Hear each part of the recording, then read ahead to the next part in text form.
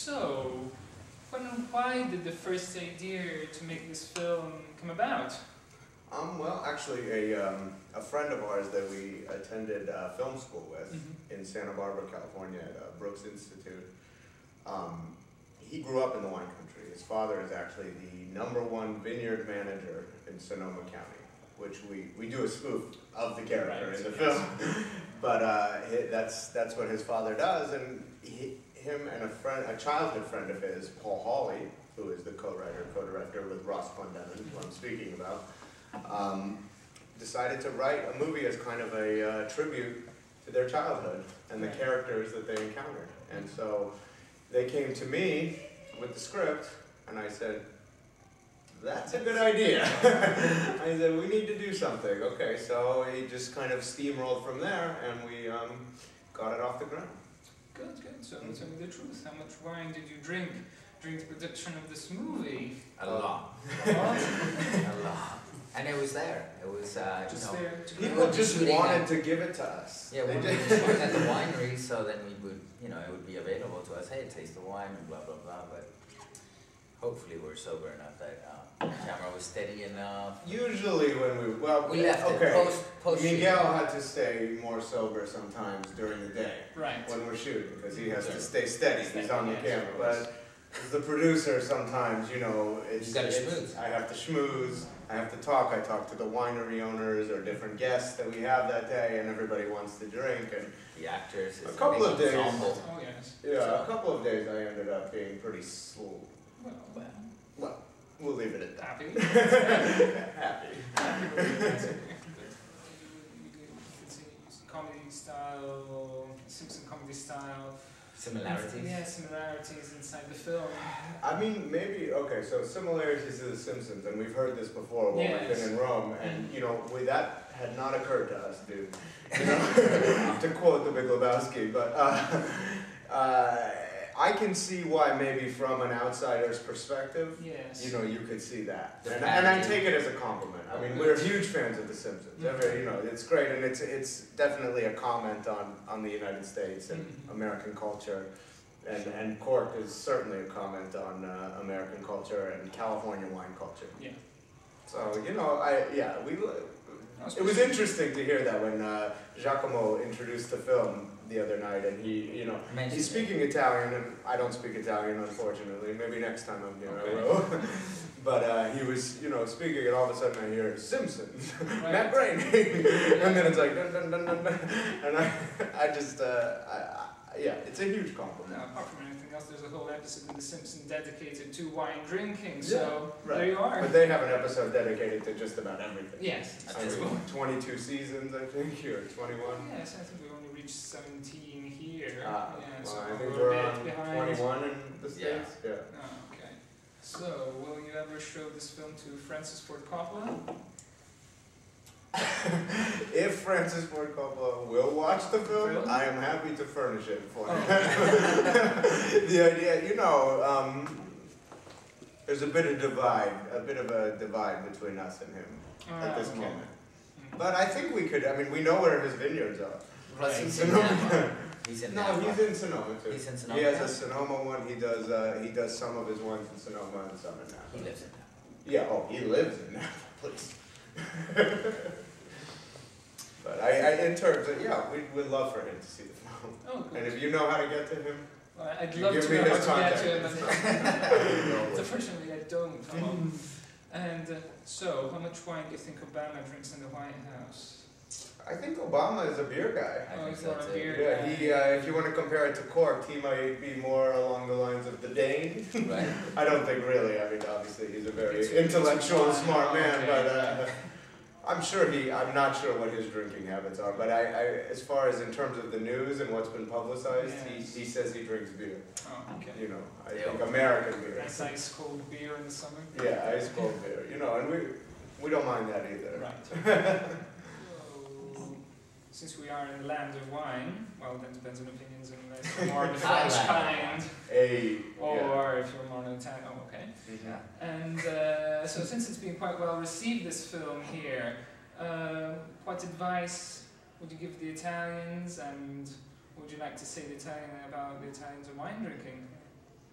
I would say, keep up the good work. Right. And that's a quote from the film as well. Right, yeah. But I can't give Italians advice about wine drinking. I think they can give me. Yeah. I mean, California has amazing wines. If you want to have an adventure and meet some interesting New people. frontier in wine making apart from anything else. Right. Well, actually, now California is becoming, more traditional, and now different parts of the United States, South Africa, Argentina, Chile, Canada, they make lots of wine as well. Chile, yeah, South America has beautiful wines. Australia, New Zealand has beautiful wines. But so now California is kind of, there's Italy, there's France, and then California, and then the rest of the world. That's kind of how I think Right wine now. kind of right now. That's great. But maybe California will come to number Yes, one. why not? We have local pride, Yes, that's quite right. That's quite right. So, about the financial part of the film, did you think about going around the various wineyard owners to ask for finance? To finance the film? To finance the film, or did that not really occur to you? Well, no, sure. we've sold it to, well, we've tried to show it in Sonoma a lot, because the community there supported us so much, and we've had great showings. We haven't sold it to anybody yet. No. So No. We've shown it, in different theatrical settings Mm-hmm. in the wine country in Northern California, and it's gotten an amazing reaction. Yeah. Maybe not as good as here in Rome, No. but an amazing reaction. People within the business love it. I mean, if you can laugh at yourself, yes, it's absolutely. important, And I think they feel that it's about them, outside like movies like Sideways. Right, it's more about the people who make the wine as opposed to the people who drink the The wine. wine, of Right. course. So, It's a different angle, I guess.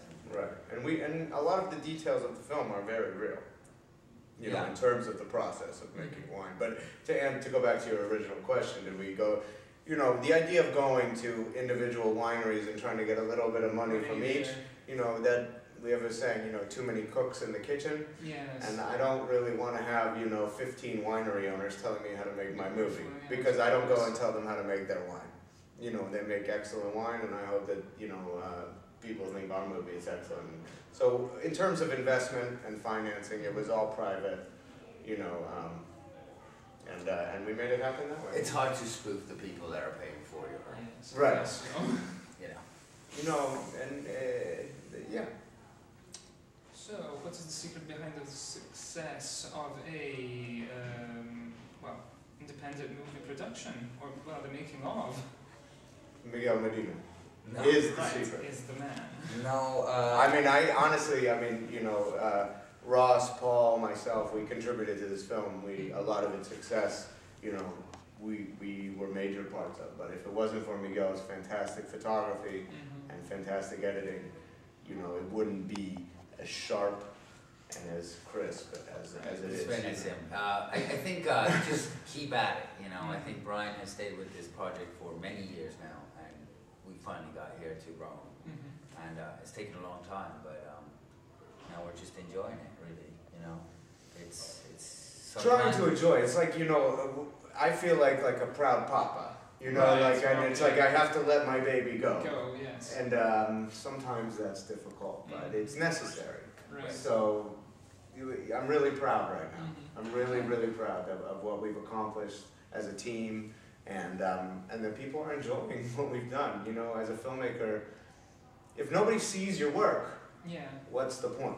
Of course. So to have it be exposed not only to our community and the wine community in Northern California and our film community in Los Angeles, but to the world community and to the world community that appreciates cinema like you do here in Rome, is something that's very touching for us. Right.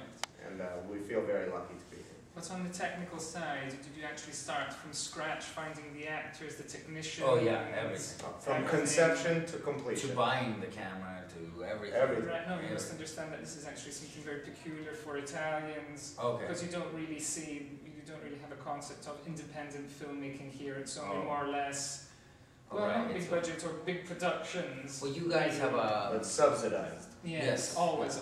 We're never subsidized. I know, that's actually, we all think it's quite remarkable Right. So thank you. It's difficult. I won't say it's challenging, but it's rewarding at the same time. You know, to see. That's why I say we see our little baby grow. Now we're on the set. We're shooting. Okay. Now we're editing. Okay. Now we're submitting to festivals. Now we're trying to get it out there. It's just like. But people can do it. I just want to say, the Italian people can do this, or Italian filmmakers can do this. I mean, our film, it wasn't shot on film. It was shot on video. Yeah. And I think that opens up the door. It makes it accessible for other people, new filmmakers, auteurs, whatever the hell. This is, we want to encourage others to do what we've done. Living the dream, right? Produzione mentale.